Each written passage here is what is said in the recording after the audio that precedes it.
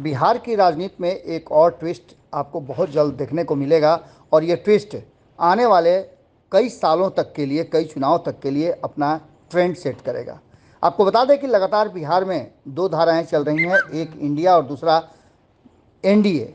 अब तो इंडिया नया नाम पड़ा है, हालांकि इससे पहले महागठबंधन था। लेकिन आपको याद होगा कि जब नीतीश कुमार पहली बार इस पिछले साल में 2022 में एनडीए छोड़कर के महागठबंधन की तरफ गए थे, उसके बाद से ये चर्चा शुरू हो गई थी कि नीतीश कुमार आखिर करेंगे क्या।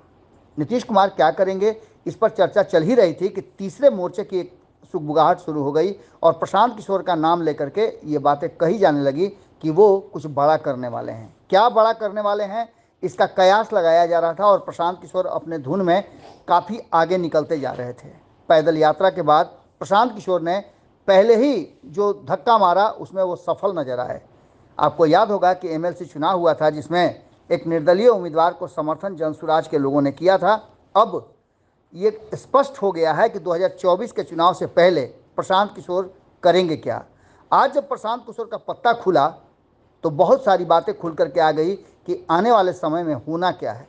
क्या बिहार में लोकसभा और विधानसभा चुनाव एक साथ होंगे या फिर प्रशांत किशोर की टीम लोकसभा और विधानसभा में तीसरे फ्रंट के रूप में काम करेगी। इन सारी बातों का खुलासा एक एक करके प्रशांत किशोर ने खुद ही किया है कि वो करने क्या वाले हैं और किस लिए वो इतना बड़ा फील्डिंग कर रहे हैं। सुनिए क्या कह रहे हैं प्रशांत किशोर। मैंने जब पदयात्रा की शुरुआत की थी तो ये जरूर बताया था कि पदयात्रा के बाद अगर सब लोग मिलकर दल बनाएंगे। जब पदयात्रा शुरू की गई थी तो एक अनुमान था कि एक जिले में 10 दिन 15 दिन का समय लगेगा, उसके मुकाबले 50 दिन 60 दिन लग रहा है। तो लोगों का ये अभी एक सजेशन सुझाव ये है कि पूरा बिहार करने में तो 2-2.5 साल लगेगा, तो कम से कम जिन जिलों में आपने पदयात्रा कर ली, संगठन बन गया, वहां पर इसको राजनीतिक स्वरूप दिया जाए।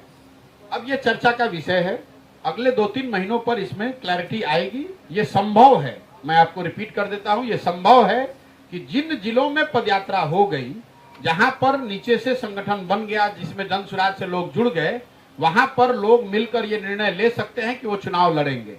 चुनाव लड़ने के 2 तरीके हो सकते हैं, या तो कोई निर्दलीय लड़े, उसको जनसुराज के सारे लोग समर्थन करें, या फिर जनसुराज पार्टी बनाकर वो लड़े।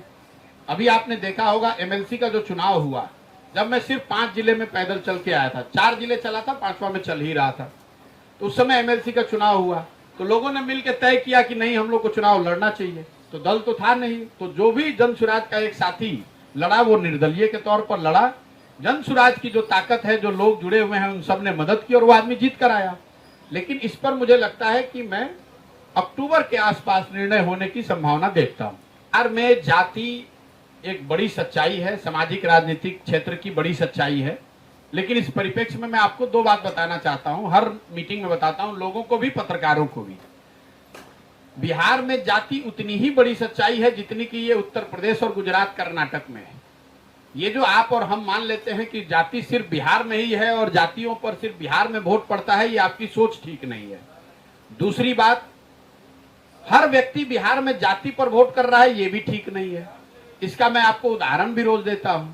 आप और हम सब लोग मानते हैं कि बिहार में भाजपा को वोट हो चाहे नहीं, मोदी जी के नाम पर वोट पड़ता है। तो मोदी जी के जाति के कितने लोग बिहार में रहते हैं? तो हर आदमी जो मोदी जी को वोट कर रहा है वो उनकी जाति को देखकर तो नहीं कर रहा है। तो जो ये परिकल्पना है कि बिहार में वोट करने वाला हर व्यक्ति जाति पर वोट कर रहा है, ये ठीक नहीं है। अगर ये वीडियो पसंद आई और वह बिहार के राजनीति और बिहारियत से सरोकार रखेनी तो सब्सक्राइब बटन दबा के चैनल के सब्सक्राइब कर ली। ओजे एगो घंटी बा, ओकरा बटन दबा देला से कुल सटीक और मारक खबर रुआ मुफ्त में मिल जाई। अगर रुआ पत्रकारिता के हमनी के नया प्रयोग में सहयोग कर चाहतानी तो ज्वाइन बटन दबा दी। पेटीएम नंबर नोट कर ली 9386816700। धन्यवाद।